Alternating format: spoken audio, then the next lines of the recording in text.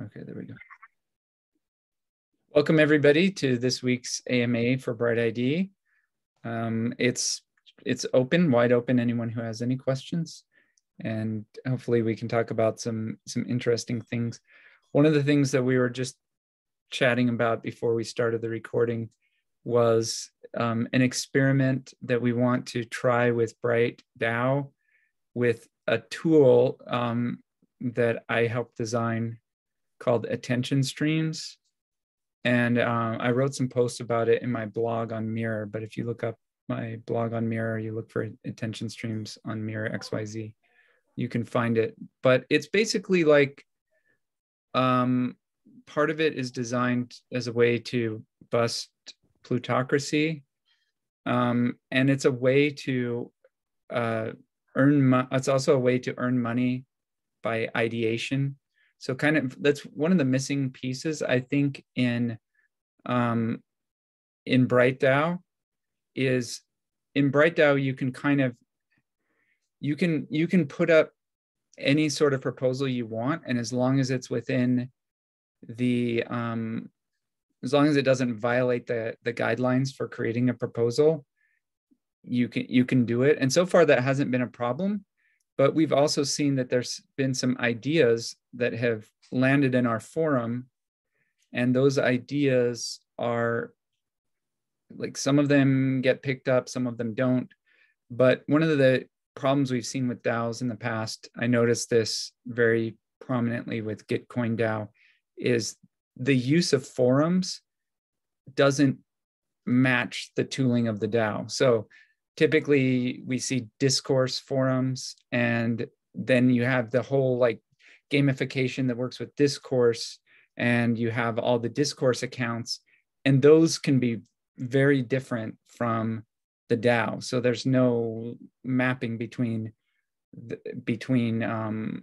like authority to do voting in the DAO versus discussions, authority to like move discussions along. And so a lot of times you'll have like these informal votes that end up being the most important votes, and they happen on discourse.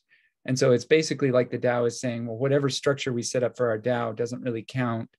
Instead, we're relying on discourse to make decisions. And the issue that I'm thinking about with Gitcoin is there was when Vitalik donated $500 million worth of Shiba coin to Gitcoin, we had to decide, we as the stewards of the Gitcoin DAO had to decide what we were going to do with that money. And there were a whole bunch of proposals.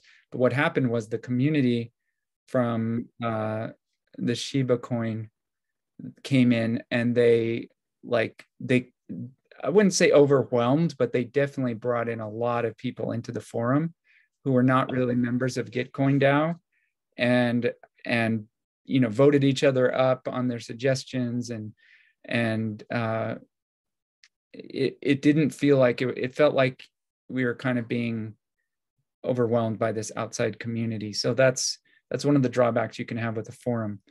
But so what we're trying to do with attention streams is have a way that kind of reflects the way the DAO operates and allows the best ideas to rise to the top. It's a way to so it's a little different than BrightDAO.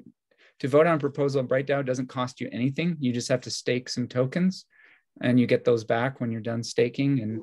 But with the ideation in attention streams, you actually have to put a little bit of Bright at risk. So you shouldn't risk, like, don't make any sort of financial burden for yourself.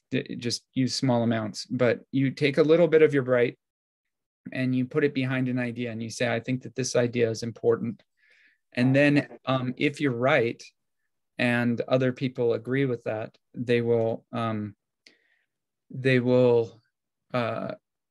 cause your investment, your early investment, to appreciate in value. So you can actually make money by risking some money with Bright.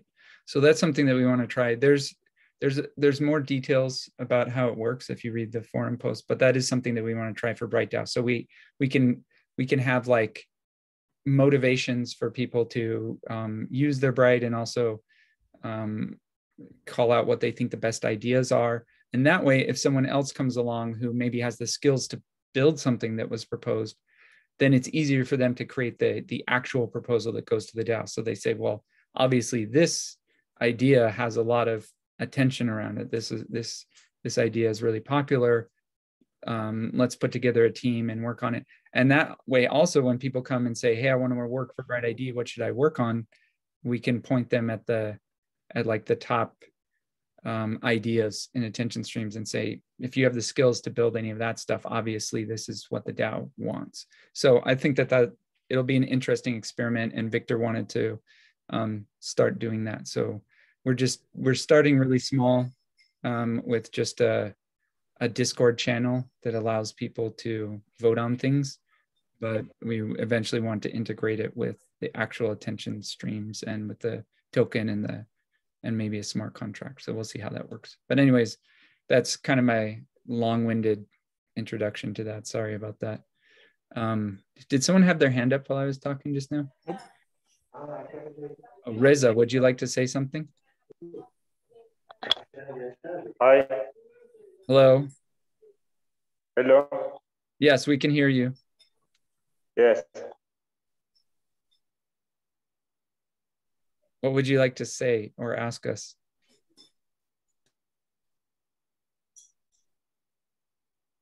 If you're trying to speak, I'm having trouble hearing you. I'm going to put you on mute for now.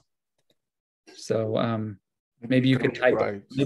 Maybe you could type out your question in the chat, and then we'll answer it for you.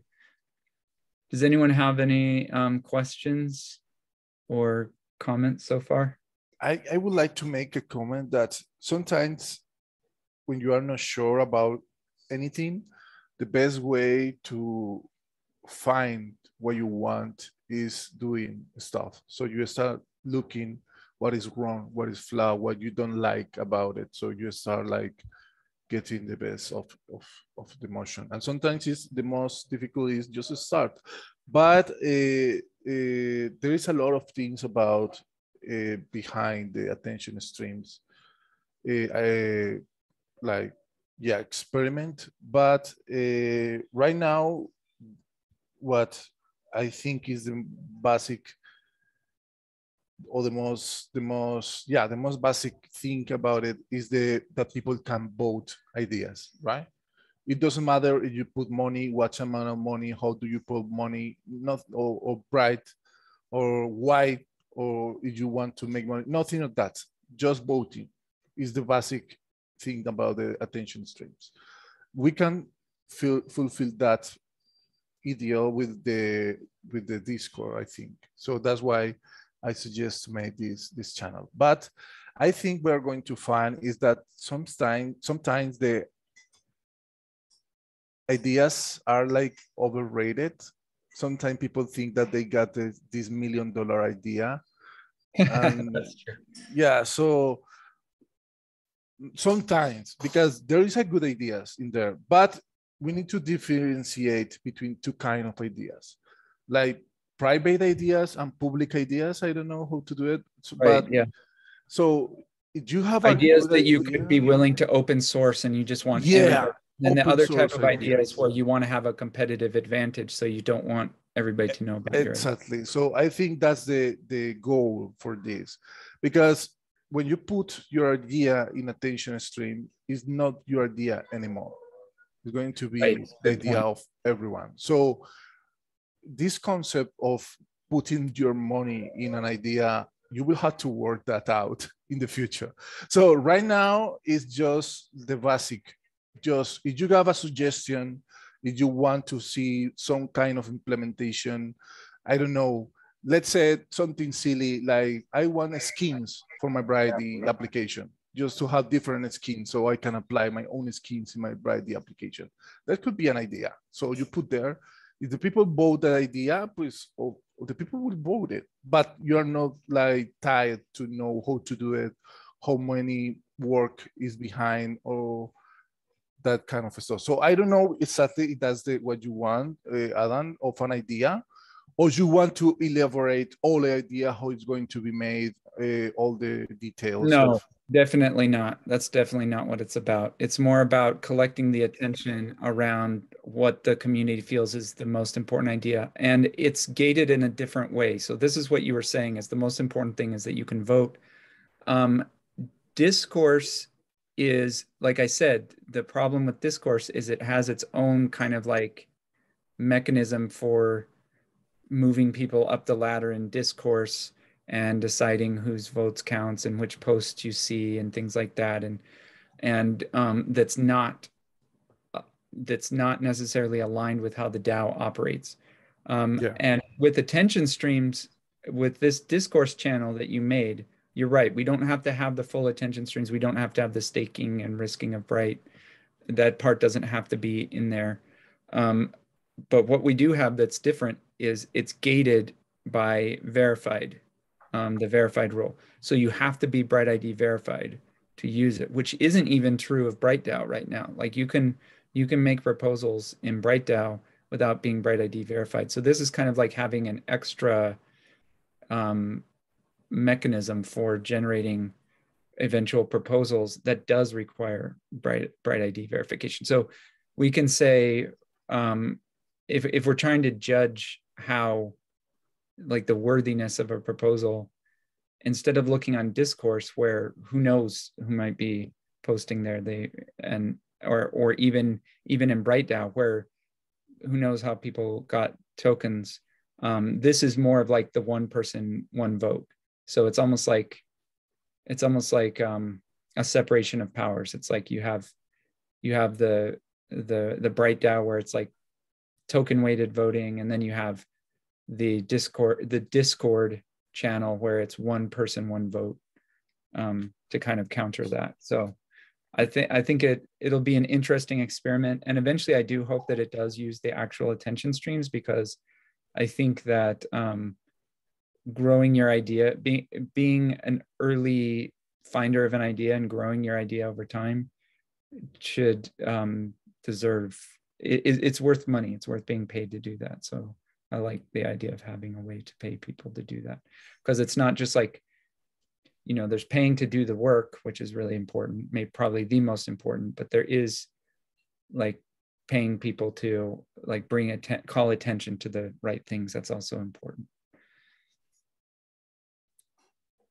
And another thing that I would like to comment is that what you said about these community-driven meme things, or I mean, I consider myself to be sometimes really silly about a lot of things, and I really find the most absurd things funny, and I participate in a lot of silly community-driven things, like, hey, let's vote this new campaign for this company. This is looking for their communities for a name for this new product, and we are going to do something silly for them. So not just for the lols. So I understand that sometimes it's harm that the meme community just flock to some projects or some things, like you said before with this Shiba community doing this kind of stuff. But I think we cannot fear that kind of stuff, because I mean, it's community power, and maybe what we can see is that we can capitalize that kind of stuff, that kind of movement. So it's not, or what I think is not like if an idea gets really, really bold, it's going to happen. It's just an idea, right? Right, so, because the idea might be something that we all want, but maybe no one has figured out how to do it yet. But it's still important to remember that, I think. And that's what attention streams does, is it kind of like will call attention to that fact and serve as just a reminder that if we can, like, this is an important problem that we need to keep in our mind. And sometimes just having more attention on it will eventually, someone will come up with the solution of how to do it. Okay, I get it. So maybe what the last thing that we need to use in the Discord, in this experiment, is just making the feedback for the team, a response to that idea. So the team just can make a comment, edit the idea and put a comment telling this is a good idea, but this is impossible to do. So just let this idea there, but no delete the idea, but just telling them that cannot Right. be done. Ideas will never be deleted. And sure, people can comment and you can say something like, I don't see how this could work for this reason. And that's helpful feedback. But I'm hoping that it's an open discussion. That so if someone says, well, I don't think this is possible, someone else could say, well, I think it is possible. So I hope that it's a starting point for discussions. Well, the last thing, just like to change off topic, it will be right now the moderators of the administrators on the development, the developers, is the only people that can make feedbacks about ideas. So you want to have external people to comment on these ideas, on ways to realize these ideas. Like, hey, I don't work for BrightID. I don't have anything to do with the project, but maybe I know how to do this idea. So I want to participate and try to do it or something like that. Or yeah, it's funny that you mentioned external because I think as soon as anybody starts to comment or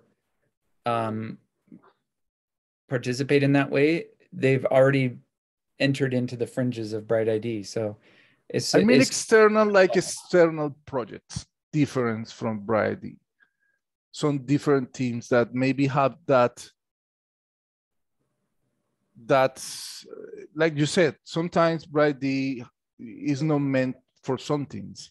Like, like put your wallet on your BrightID just to log in or something like that we don't want for BrightID. But maybe some projects tell, hey, we have a project that do that, so come to this project. Yeah. So what do you think about that kind of interference? Yes, I think in some ways, maybe the vision for the BrightID community and BrightDAO is that it is just a collection of other external groups and people that have ideas of what they want to do with BrightID, and they come in and they discuss what's possible, and they say, well, no one, we need this.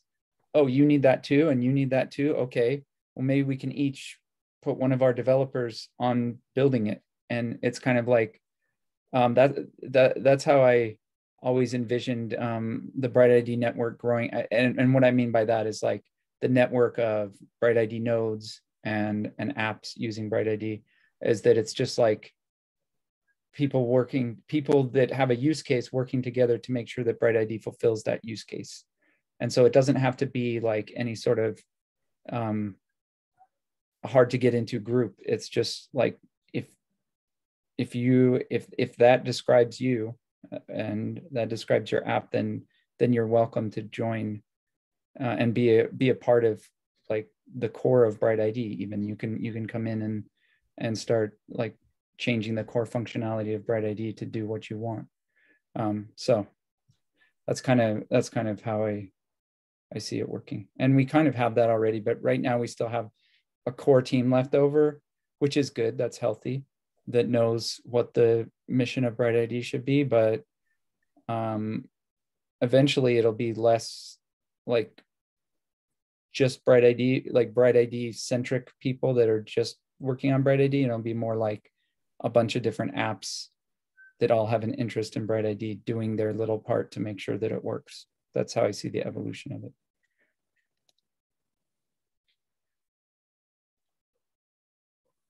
Okay, we got a question on the chat. I'm not hearing correctly. Are you saying attention streams or intention? Let me put the link to the post. So yeah, basically what attention streams are is just a way to sorry, I'm looking at the link while I'm trying to talk at the same time. I'll post the link in a second after I just say really quickly what it is. So attention streams are a way to allow a vote that does not is not so susceptible to being basically bought with big money. So what we want is to reward the people with good ideas, regardless of how much money that they have. And that's kind of what intention streams is trying to do. So it's kind of a counterbalance to something like a token weighted voting DAO, which BrightDAO is.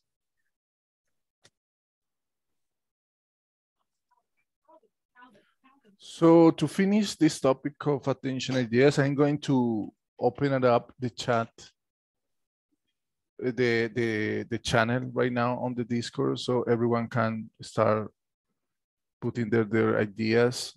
It's unmuted, so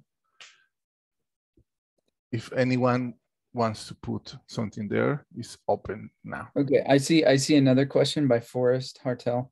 Is there a way to have increasing levels of verification if person projects wants involuntary options only? Yes, absolutely. So a good example of this is B2, which already exists. B2 has levels. You can gate like different sections of your app based on B2 level. You could say, okay, to access this feature, you need B2 level 1. To access this feature, you need B2 level 2. To access this feature, you need B2 level 3.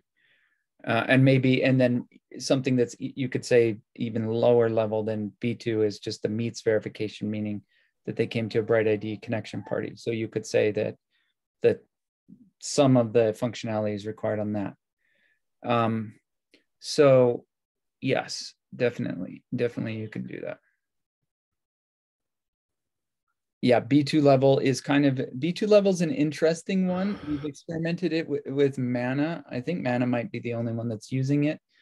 And the feedback we got is that most people can't even get, when I say can't, I mean can't figure out like immediately how to get even B2 level 1, because it basically requires you to already know someone who's a BrightID user, which at least for Mana, that was not the case. Now, maybe some apps, maybe like if you're, I don't know, if you're, I can imagine some apps like, let's say, Gitcoin or something, where maybe you have a much higher chance because that community is already closer to doing what BrightID is doing, and they're already involved in Ethereum, etc. And so you're more likely to know someone who's already BrightID verified. So that's what B2 is.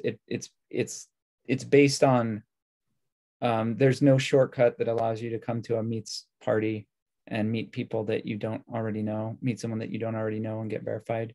It has to be someone you already know.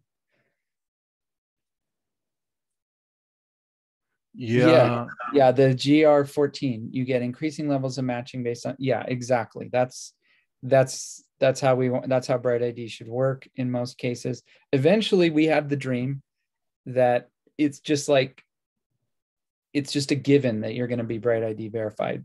You grow up, it's something that you barely notice. It's like, like like today's getting a social security card.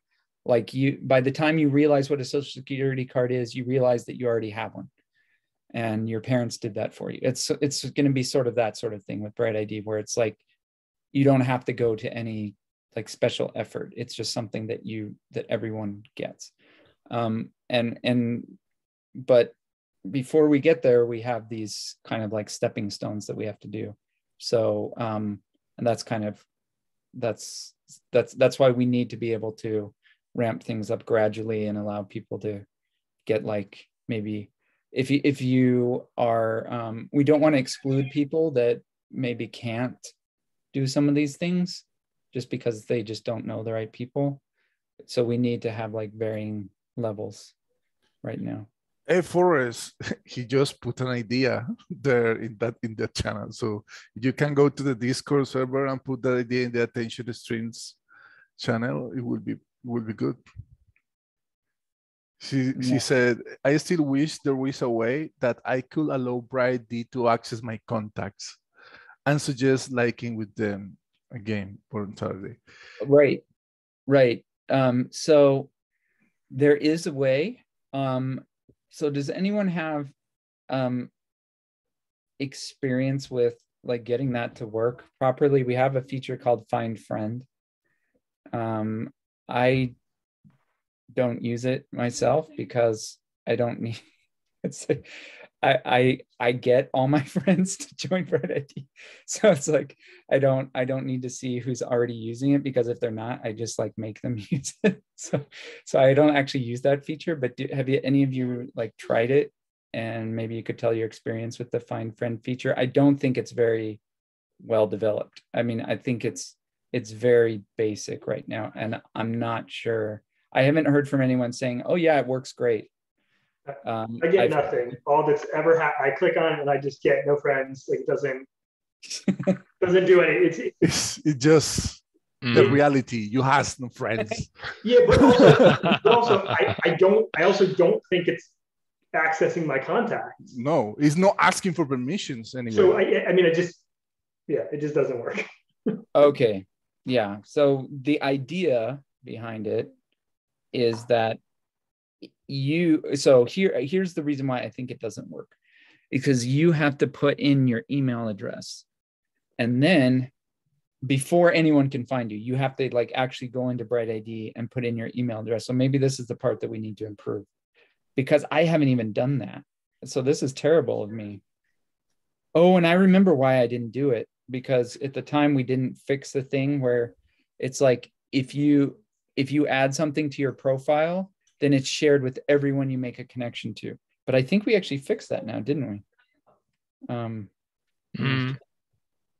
Because now it doesn't do that. Now, if I put like, okay, so I added my Twitter and my Discord, but as far as I know, Twitter and Discord right now do not, like, it's not going to ask you to link your Twitter or link your Discord to BrightID. It never asks for that permission.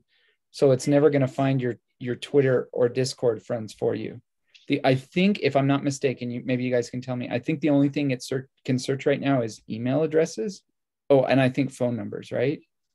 I think it's email and phone, right? So I also don't remember exactly, but I think it's only email and phone.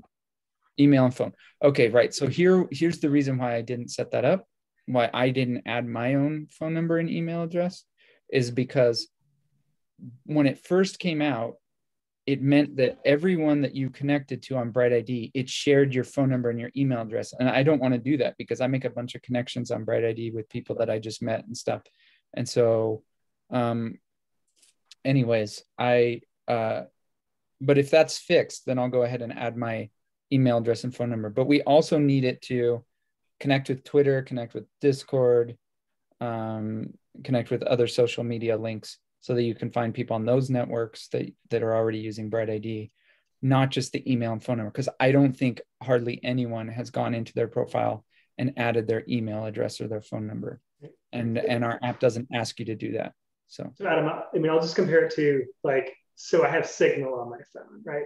mm-hmm. Every time I go into Signal, it's like, hey, John is now on Signal and Frank is now on Signal. So like it like knows I didn't do anything, like there they are, because they were in my contacts, and at some point I let Signal have my contacts, and it just knows. And that's what people are used to. Yep. It's like an operating, or right, you go on Instagram and it's like, hey, we know all your Facebook friends, and here's the ones that are already on Instagram, and do you want to follow them? Yeah, that's what we mean. That's what everybody in the world is used to, as like the way that you join a new social network that already encompasses a bunch of people that you know that are on there. I think because the feature is early, I think that flow has not been set up yet. The only way that I know of, so we don't, as far as I know, we don't even really advertise this anywhere, certainly not when you're first using the app. You have to know to go into your profile, to click on the little plus next to contact info. And then as far as I know, you have to type in your phone number. No, I mean, it'll auto-populate it for you, but you have to enter your phone number. So no one is going to know that.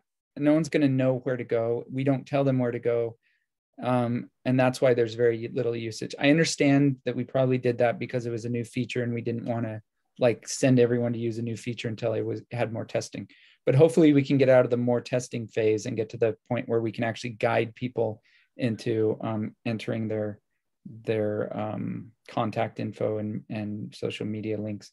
And it's got to be in a way that's privacy preserving, because, so maybe you know the answer to this, Michael. I can't remember if that got released, but as a user, I want people to be able to find me who already know my phone number and already know my email address.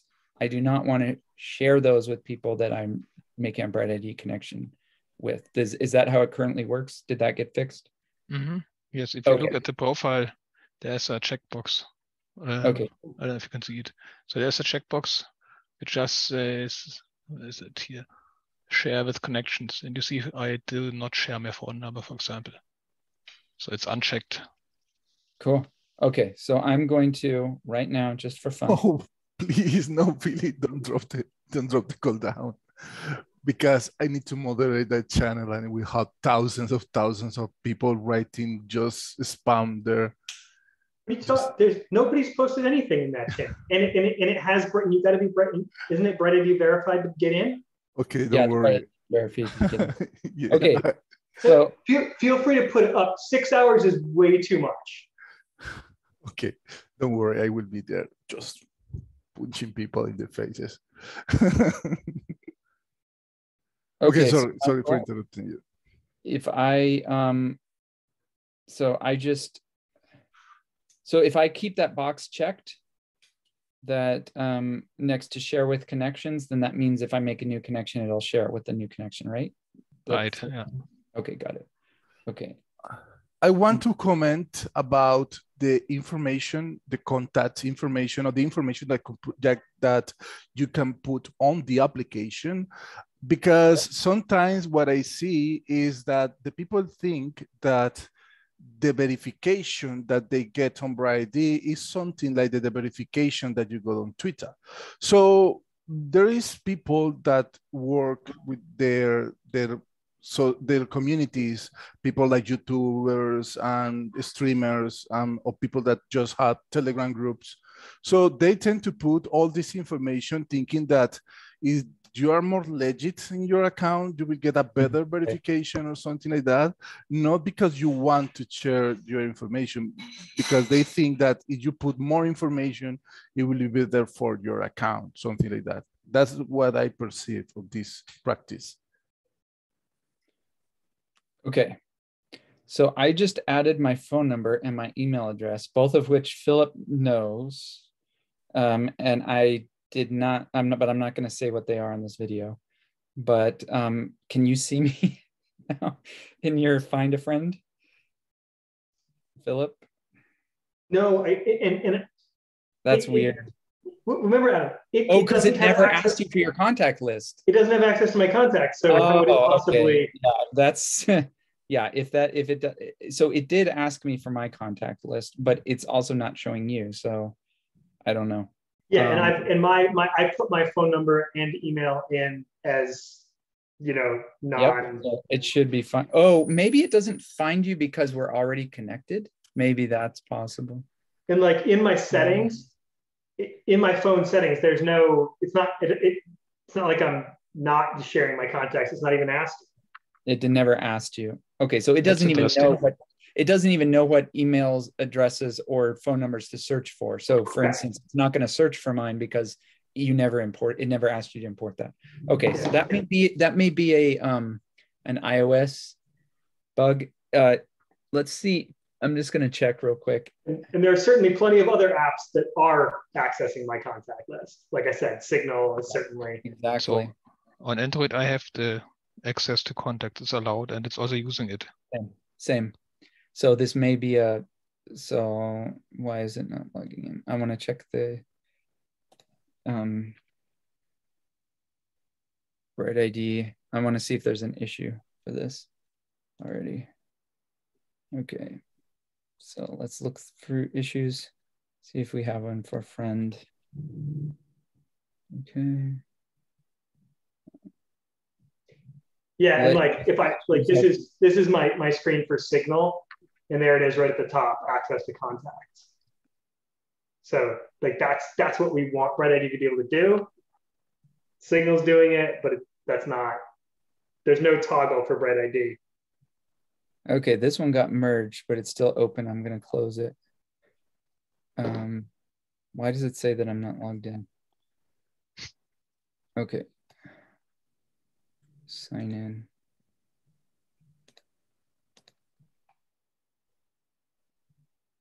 Okay. Yeah, I'm going to close that issue that I was just on.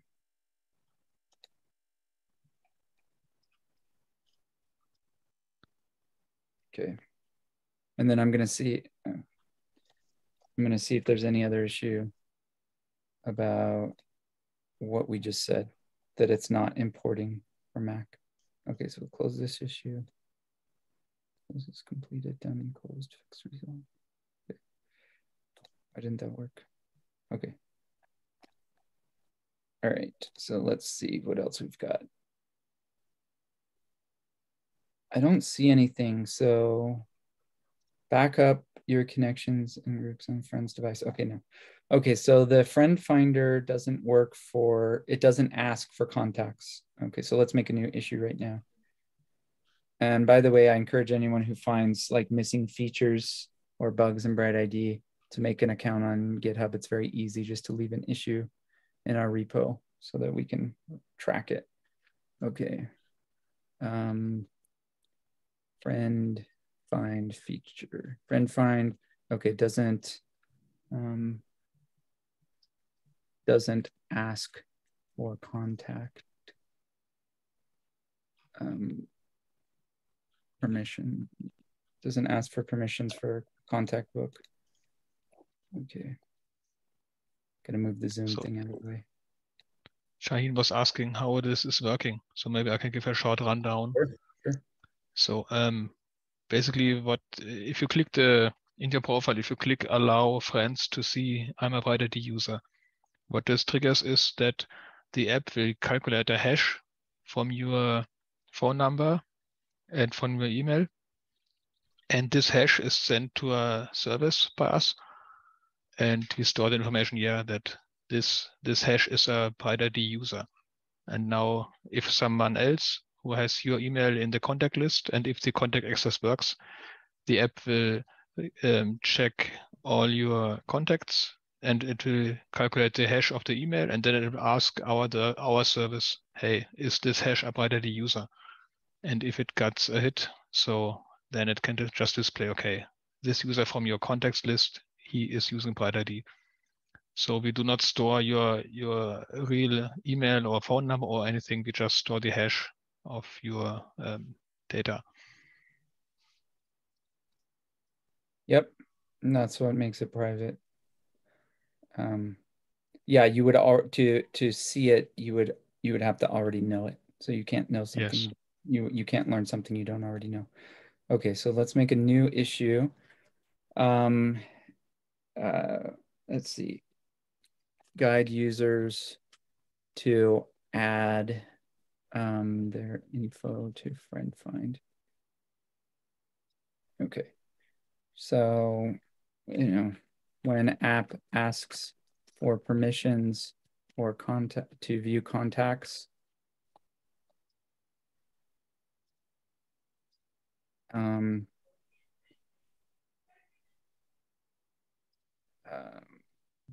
yeah, get the user's phone number and email address from their contact book and offer to add them to the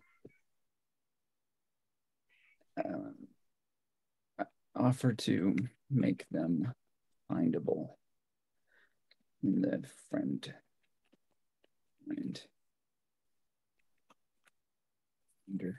Okay. Yeah, I think both of those are good because without those, we can't really use friend find. So yeah, I mean, the feature is like most of it got built. It's live.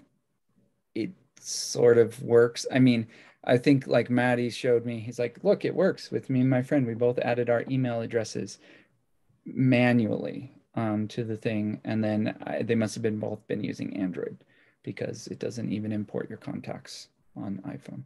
So you can, in some cases you can get to work, but there's no discovery of that feature. There's no, yeah, and it doesn't work on iPhone. So, okay, so we'll hopefully get that fixed. But yeah, that's your question about who asked that question? That was a while ago. Someone asked, can okay, there is another question here. Do you want me to write it, to read it? Sure. Yeah, go for it. Does the BrightID program have the capacity to have 4,000 or 5,000 people enroll in the program for a project like POAP? So I don't get it. The capacity to have 4,000 or 5,000 people enrolled in the program. Yes, so, yeah, the BrightID itself is built to be able to have as many people on it. There's what, 50,000 people verified right now. We don't at the moment have a great way to onboard 3,000 people all at once. So right, if there was some exciting thing and 3,000 people all wanted like come through the verification parties, that would be the bottleneck.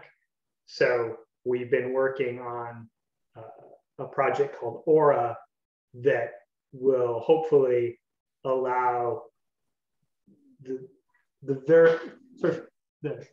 kind of the way that verification parties work to greatly decentralize. So it's not limited to the 10 parties a day, but that there could be thousands of people playing the role of a verifier. And that's how it can scale to a much larger number than it can handle now. Today, on a really busy day, we could onboard like 500 people.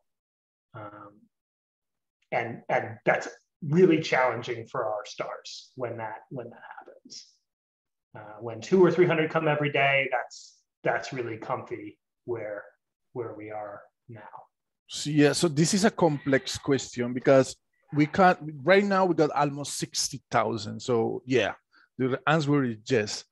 But at the same time, no. Yeah, because 4,000 to 5,000. But when he said like enroll in the program for a project like POAP, so what he means is that you want to be verified using a POAP, or that you want to use to get a POAP just to people that are verified. So what is exactly this kind of question?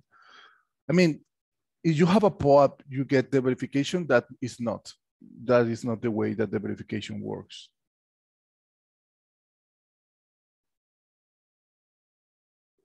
But if you want that only the people that are verified to get a POAP, you had to do that like manually, I think, because there is not a direct integration with the BrightID POAP application. But if you use, let's say that a Discord server where only people can access, so if you can maybe elaborate more that question.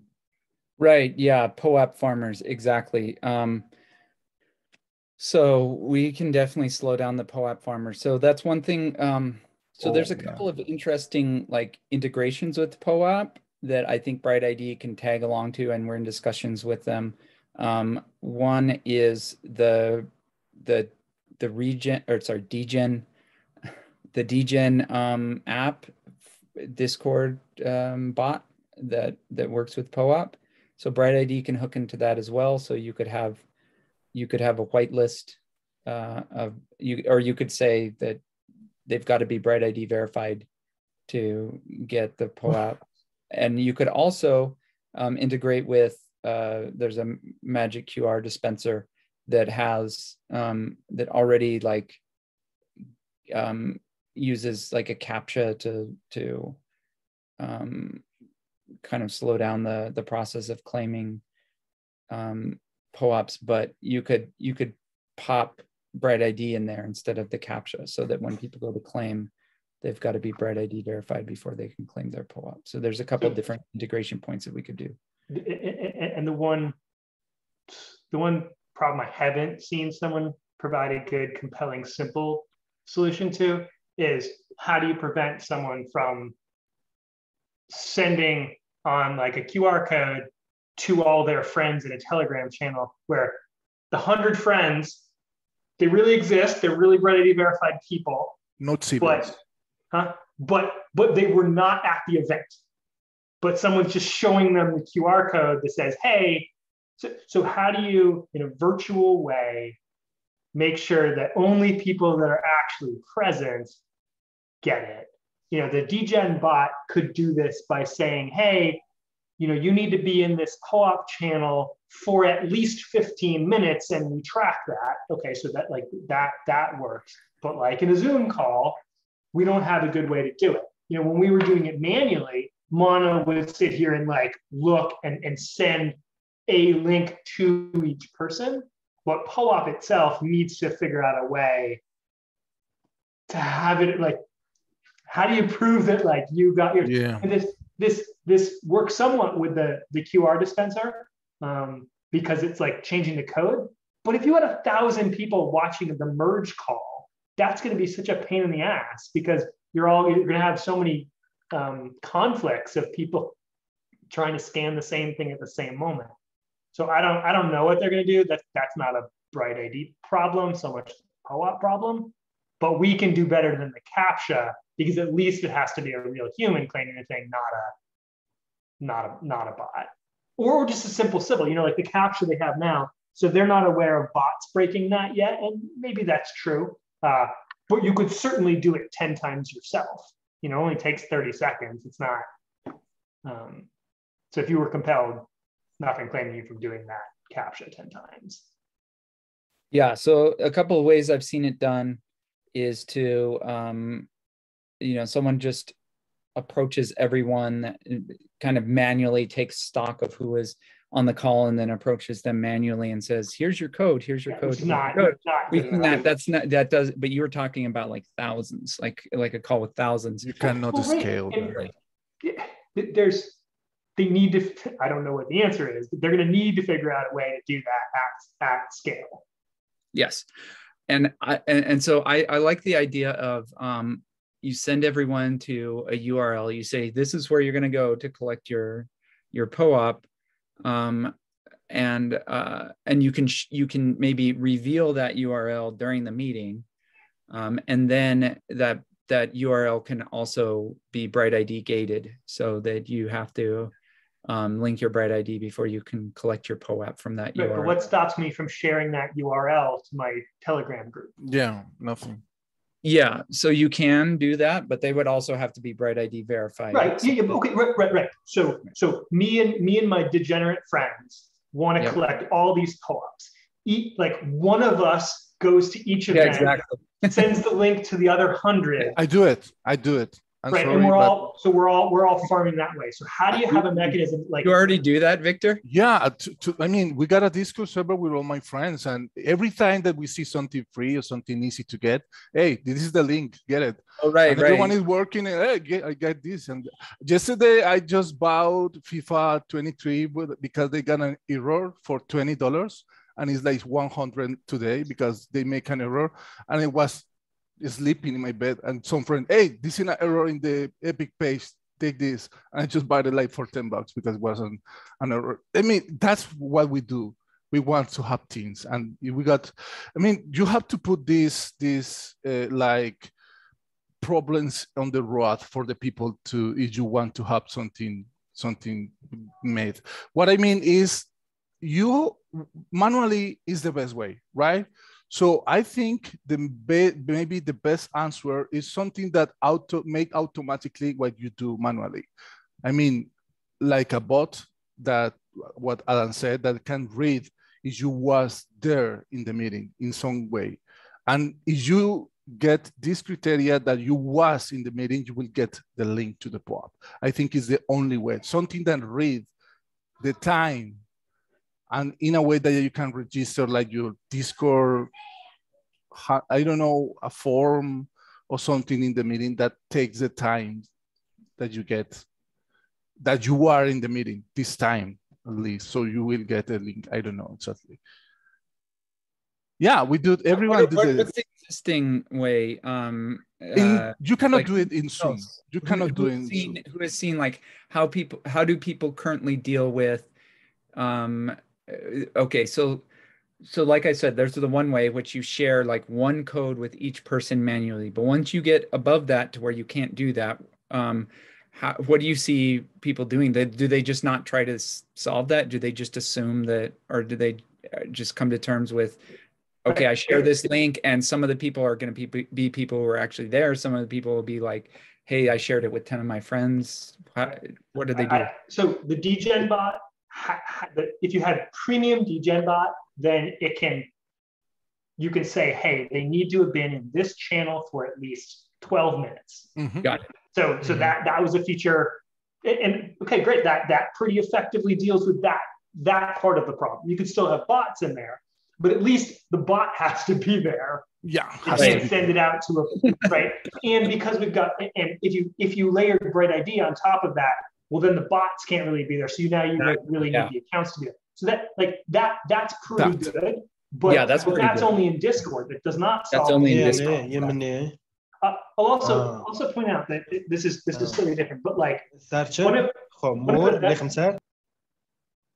what? I just muted him. Go ahead. One of the best anti-Sybil things is in voting in a lot of places, they have you dip your finger in ink after you vote, and it is so simple, but it's pretty foolproof. Like that, you cannot wash that ink off for days. So it's extremely like super low tech, crazy effective.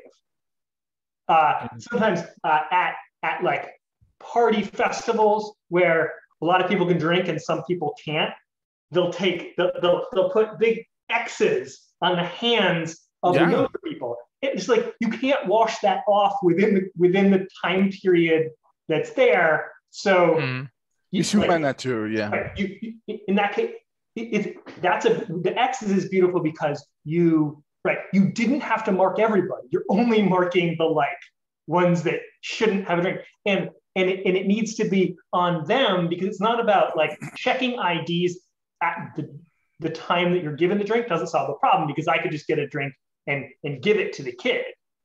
But if the kid's got his hands X'd out and he's seen with a drink, well, then it's clear that that's not okay setup.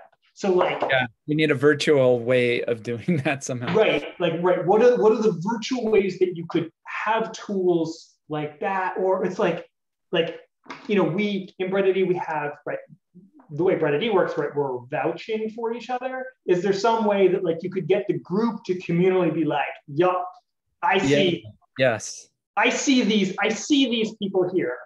I concur that they are here.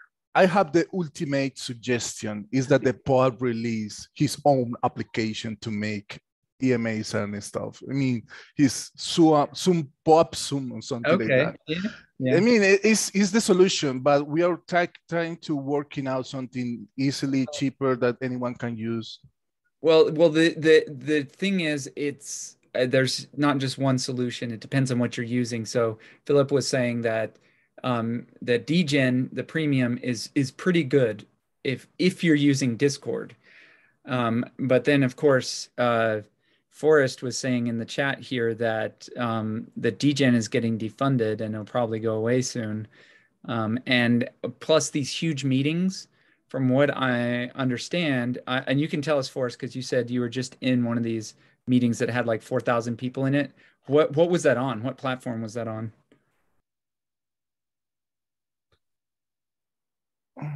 we got another Anyways, question. let's say that it's on, I don't know, whatever. There's some sort of non-Discord thing. So It could be like you would the have to figure out some way to Decentraland track. event. The call was on Discord. Okay, Oh, but was on Discord. they didn't use dgen to keep track of who was in that channel. No, but Discord chat, Discord There was is another bot that limited. Jorn used. Jorn used a different bot one time to keep track of who was in a channel during a certain time. I think the Discord stages are limited to 200 people. I think. I don't think so.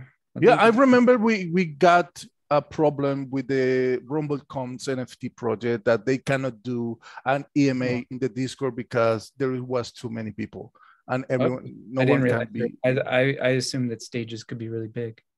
Yeah. So okay, and Forrest was saying that he look at that 1,400 people. So I think the stage there may be some way to set it up to have thousands of people. Sounds like there is. Okay, so basically, yeah, I mean, what we want is a like a multi-purpose solution that's not just Discord specific, that can do like the equivalent of dipping your finger in ink that says like, I already got mine. So that's interesting. Like that was an interesting suggestion to say like, okay, how about a BrightID vouch that doesn't mean like just met or already known. Instead, it means like, okay, this is very event specific. I was at this event and you were also at that event. Yeah. Right. And then build like a temporary, like it's like a pop-up graph. It's like a graph that just like exists for an hour and then goes away. And you use that graph, you like plug that into the other graph to figure out like you got to get 5 other people that are like, you got to connect to 5 people in this tiny, right? But it's like, right, you wouldn't want that to, it's like actually be on the graph, because like I don't even want to. Well, it's not in the permanent graph. So what you can do is you can leverage the like permanent BrightID graph to kind of to seed this new pop-up graph. So you can say, okay, here's your trusted seeds in this new graph that's popping up. And now within this new graph that's popping up, you need some people to vouch for it. So what it's kind of like it's a manual process, but it's a much more streamlined manual process, because instead of having one person that has to go and like ask everybody, okay, what's your Ethereum address? And okay, cool, let me get you a POAP. Here's your link. Instead of doing that, it's like, okay, there's a bunch of people and maybe everyone who's one hop away from those people, all they have to do is vouch for that person. And then when that person goes to collect their POAP, they can see like, okay, I'm good. Like I'm on the white list because some other people hopped on their BrightID and just like vouched for that person. Something like that. Yeah. So two things that rub me the wrong way there. Number one, I definitely don't want to be sharing my BrightID with all of these random people. I don't want them to, I see what you mean. Right. And like that. And the other thing is also, I think that. Well, then just connect. What if you just connect to the people that you feel like vouching for? Like, yeah. Well, okay. Keep in mind, remember, there's going to be people there that don't know other people there. So, right. But then, I'm not talking about like a giant group connection that includes 5,000 people. I'm talking like 10,000. You pick the people that you see or know or whatever, and you just. The other issue is I still think that would be susceptible to my 100 real BrightID verified friends on Telegram, that we just pretend to go to things. I'm the only one that actually goes, but we all say each other were there, and that looks legit because. Yeah, but if you need that would be true if all you needed was like one person to vouch for you, then that would be true. But let's say that you needed enough. This is not the right answer for us to go down. This is not that. So what is the right answer? This is not simple. Okay.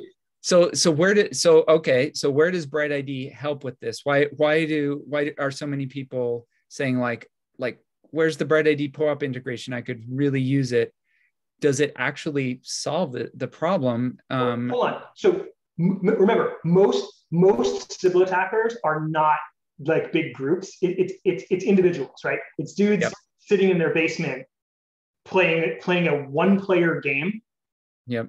That's the typical actual Sybil attack. So like so if you're bringing in bots, that's what you're going to do. And I guarantee that many of those dudes in their basement go and farm 100 POAPs at a time. Okay, so we're not talking about the Victor attack. The Victor Telegram group where you go and you've got your 100 people and you're like, hey friends, I just got this POAP and you can too. Here's the link. Right. Here's all the secret information you need. Yeah, so you're saying most of the attacks are not that. You're saying most of the attacks are not that. Most of the attacks are like some person who doesn't have 1,000 BrightID accounts laying around. Right. This gets into, it's not a BrightID problem, it's a POAP problem, because BrightID just says you're unique. It doesn't say whether you were there or not. Mm-hmm. That's what POAP claims that it's proving, proof of attendance. Right. That's what they say that they're proving. So we would like to help them be able to prove that, but like that, I mean, that's not BrightID's magic sauce. We're saying we're proving that you're unique. Yeah, we can stop the one attack, but we don't try to stop the other attack. We stop the attack of the guy in his basement, but we don't stop the attack of the group of 100 friends that just farm every POAP that any one of them sees by sending one of them to the meeting. I do imagine that we can help with that eventually, but I don't view that as like the first thing to attack. The first thing is we offer a thing that gets rid of Sybils.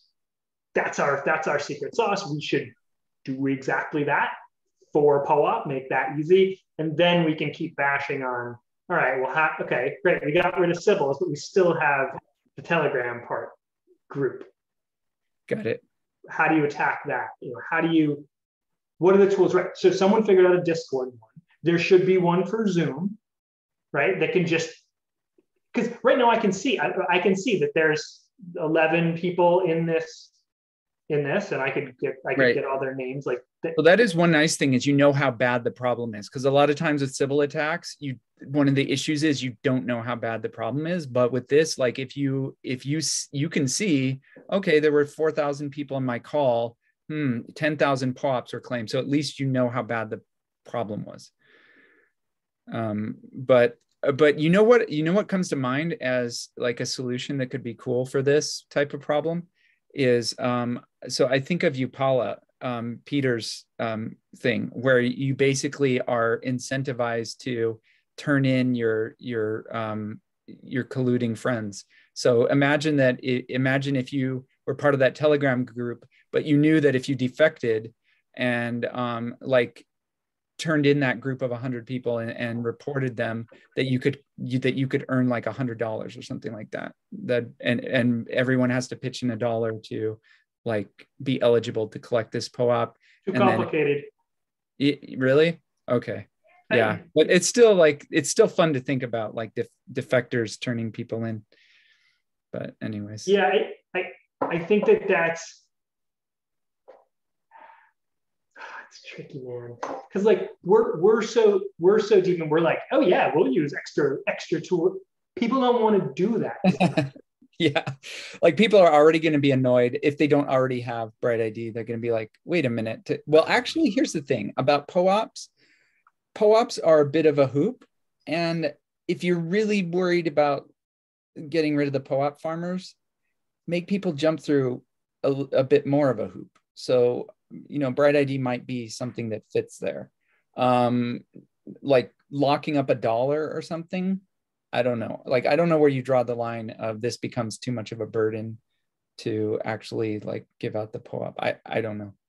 I mean, the POAP has a goal, a clear goal in the name, proof of attendance, but the people use it for different things. Remember when we start giving POAPs and just someone just get the hint that maybe it could get something from the POAPs, we have 70 people here in each EMA, and people that doesn't even understand what they do and just here for the pop-ups. And if you see that for some kind of perspective, that if we are trying to sell things, or if we want to show that we got a lot of people in the EMAs, that would be a good thing to have people here. I mean, we have 70 people for each EMA. So sometimes the people like to use the pod to just bring people on their meetings, because they don't have a lot of people in their meetings. So they use consensusly that if you start giving pod farmer is going to flock in your meetings. So you are looking for that because you want to have people in your meeting. But what Forrest put in the table is a meeting with thousands of people. So why you have thousands of people in your meeting? Because you are giving something for free, because the people wants to be there. The easy way is just make a KYC if you want to be in this exclusive meeting that you don't want to have a lot of people. But is that not what you're looking for? You are just looking justice, or do you want that the POAP name is doing what it said, a proof of attendance protocol? So it's a POAP problem. They have to make things different. The easy way to get a POAP is the flag, I think, that you just put your wallet there. I mean, earn.fi, I'm sorry, is claim my POAP automatically. All the POAP that get to my wallets, earn.fi just claim it for me. I don't have to even check it out if I have POAPs to claim. It's that easy to claim POAPs. So that's why people like POAPs, because they are cool and it's easy to get it, easy to claim it, that kind of stuff. But I think that this kind of problem, where you need to be sure that the POAP is a proof of attendance protocol for thousands of people, it should be a change from the POAP application itself. I think you have to make, like I said before, a POAP application that you can use.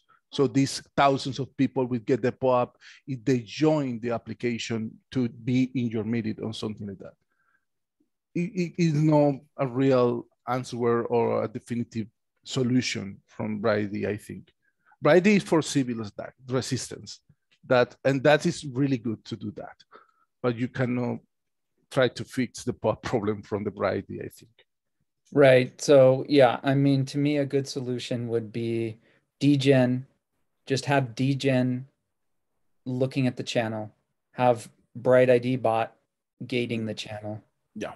You can just use those together. You'll already have a solution. A communion, yeah. Yeah. So there was another question. Except just to be clear, I mean, we almost never use Discord. Zoom works better. The quality's better. Just there were so many, like we had to stop having our connection parties on Discord because just the quality wasn't there. No, you can moderate easily here. No. I mean the video quality. Oh, video quality was not good enough.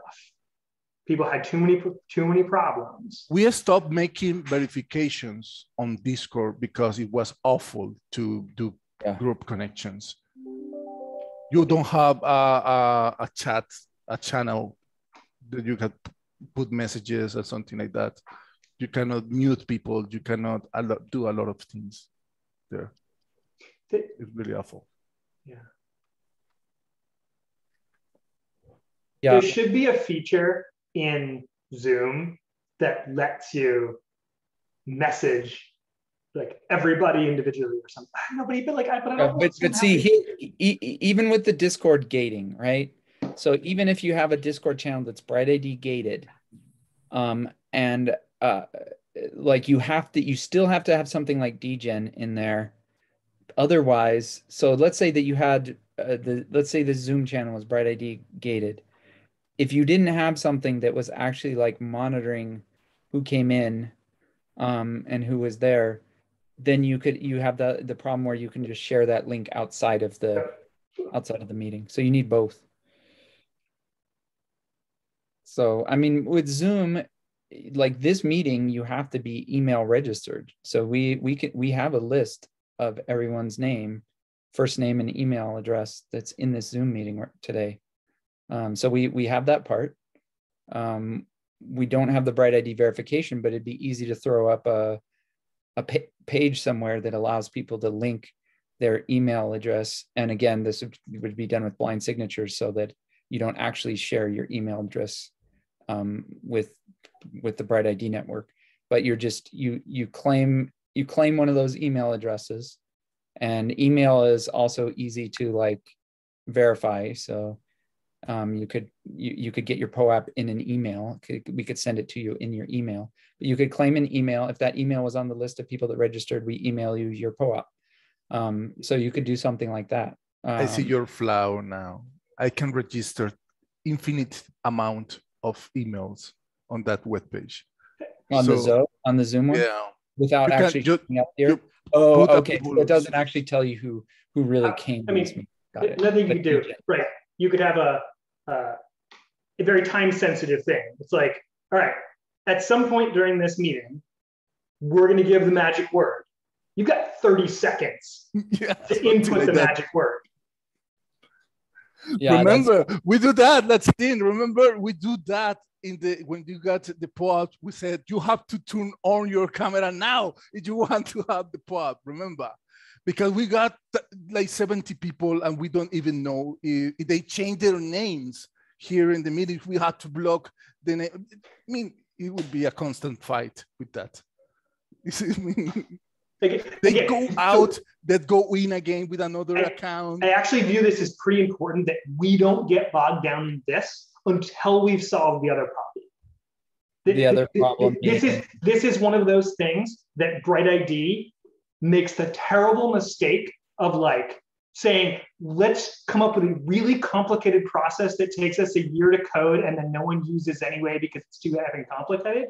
Like, until regular POAP integration works with BrightID gating in a seamless, easy way that any schmo can come up and just like turn that on instead of CAPTCHA, I don't want to do anything else. I do not want to try to solve this other problem because like we're just going to get lost in it. We should have solved the other problem 6 months ago. It's a problem that we didn't. Like, come on. We got to just replace the CAPTCHA with BrightID gating, and then we can mess around with this other stuff. But please don't do it until then. Yeah. We're spinning our wheels here. That makes sense. I mean, yeah, it's so as long as people don't expect that it solves the other problem too, because it doesn't. We're not saying it does. Yeah. Yeah. So it just solves the problem of the guy in his basement that's like, oh, okay. You sent me or you sent me this URL where I can go mint POAPs. Cool. I'm gonna mint 1,000 of them instead of one. Mm-hmm. You know, and you can also you can skinny way down the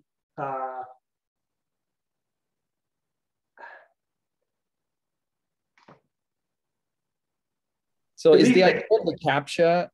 The idea of the CAPTCHA on the magic QR dispenser is just to slow down the attack because it's time consuming, or basically that's it? Okay. Yep. So it's saying like, okay, you have 30 minutes or 10 minutes or whatever to claim this POAP. And because it's going to take you a minute to do this CAPTCHA thing, you can, even if you are attacking it, you can at most get 10 or something. Having the POAP claim period only be 10 minutes is also pretty effective against the Victor Telegram attack, just because everyone needs to be like on the ball.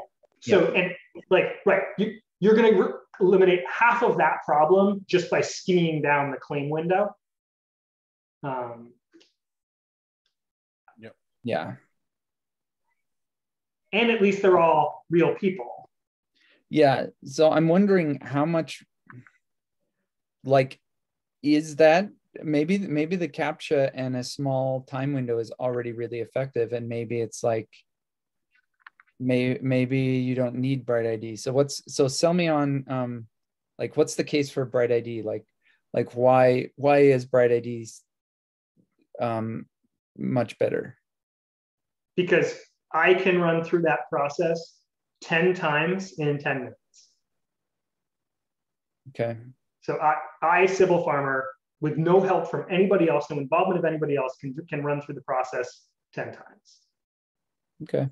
And if I write a script, remember that little CAPTCHA, they're not aware that it's being exploited, but like it's not that hard. I mean, all it is like, God, right? If you're right, it's a word that's a color, and then you have to like click that color. But I think, did you do it?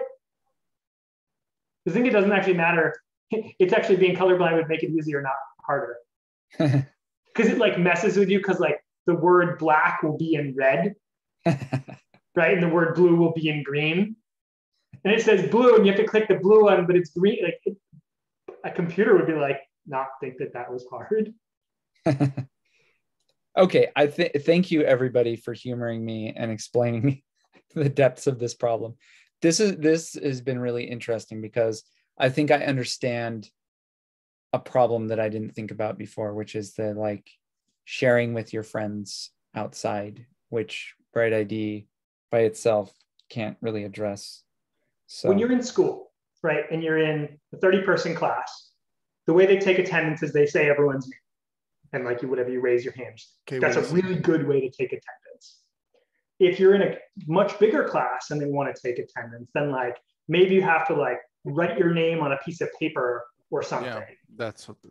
Right. So, but I could totally write Adam's name on a piece of paper and put it in the box. So I could get Adam attend. Adam 1, Adam 2, Adam 3, right. Adam 4. Wait, no, but like I could put a Philip name and an Adam name, and now it looks like Adam was in it because like when they do the count, he was there. So like even in the real world, we don't have a very good way to do this. True. Right. When we talk, like if my friend doesn't want to, like if there's a college lecture with 400 people in it and they want to take attendance by passing around a clipboard and you check your name, my friend's not there, but I can be like, well, check his name. Right. Yeah. Right. That's much harder in the like raise your hand. Where's Adam raise your hand? Because Michael raises his hand for Adam. Like no, I have teachers that you said you do this and they just see a hand behind you and they think it's other person and they check. Right. It's still fairly effective, but like we haven't even really solved that problem in the physical world. Now, it is when we talked about like the social version of it, where it's like, hey, you need to get 5 people that we believe to say that you were there, like that, but that's super complicated. It involves like deep, like that just doesn't come first. Once everyone ubiquitously has BrightID, then you can do shit like that, but not early on. It'll just piss people off. All right, I'm gonna get off my stuff. I gotta get off this call anyway. Cool. No, that's cool.